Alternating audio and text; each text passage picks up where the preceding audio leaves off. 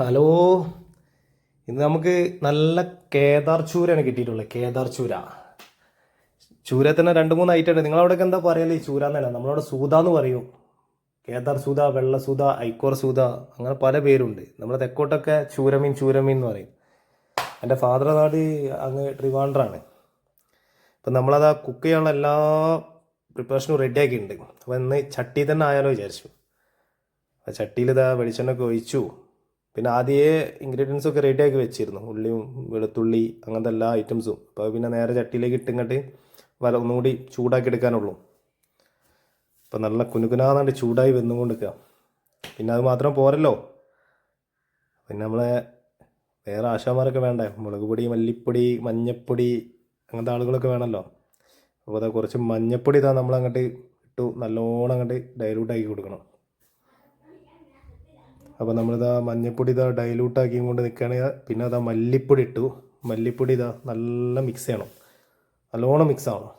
അത് മിക്സായി ഡ്രൈ ആയി വരുമ്പോൾ ഇതാ കുറച്ച് മുളക് പൊടി 1 2 3 സ്പൂണ് ആവശ്യത്തിന് അതിട്ട് നല്ല മിക്സ് ആക്കുക.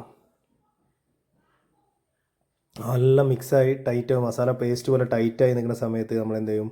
കൊടംപുളി ഇട്ട് അതിൻ്റെ വെള്ളം പിഴിഞ്ഞിട്ട് അതിലേക്ക് ഇങ്ങനെ ഒഴിച്ചു കൊടുക്കുക. അപ്പോൾ അത് വേറെ ലെവലാവും. അപ്പോൾ അതാ കൊടംപുളി ഇട്ട വെള്ളം അതിലേക്ക് ഒഴിച്ച് നല്ല ഇളക്കി കറി നല്ല മിക്സ് ചെയ്ത് റെഡിയാക്കി. പിന്നെ നമ്മളെന്താ അടുത്ത് ചെയ്യാൻ പോകുന്നത് വെച്ചാൽ, നമ്മൾ കഴുകി വെച്ച ഉപ്പിടാണ്ട് കേട്ടോ, അത് മറന്നുപോയി, ഉപ്പിട്ടിട്ടില്ല. കറീൻ്റെ മെയിൻ ആളാണ് ഉപ്പ്. അപ്പോൾ അത് ഉപ്പൊക്കെ ഒന്ന് ആവശ്യത്തിനിട്ട് ഉപ്പൊക്കെ ഒന്ന് നോക്കി റെഡിയാണ്. നമ്മൾ കഴുകി വെച്ച മീൻ കഷ്ണങ്ങൾ എടുത്തുകൊണ്ട് ഓരോന്നായിട്ട് അതിലേക്ക് ഇങ്ങനെ ഇട്ട് കൊടുക്കുക. അതങ്ങനെ ഫില്ലായി കഴിഞ്ഞതിന് ശേഷം ഒന്ന് മിക്സ് ചെയ്ത് കൊടുക്കണം. നമുക്ക് പൊരിക്കാനൊക്കെ ഉണ്ട് കേട്ടോ. 5-8 പീസ് നമ്മൾ മാറ്റി വെച്ചിട്ടുണ്ട് പൊരിക്കാനുള്ള. അതിൻ്റെ വീഡിയോ ഒന്നും നമ്മൾ എടുത്തിട്ടില്ല, ടൈമില്ലായിരുന്നു.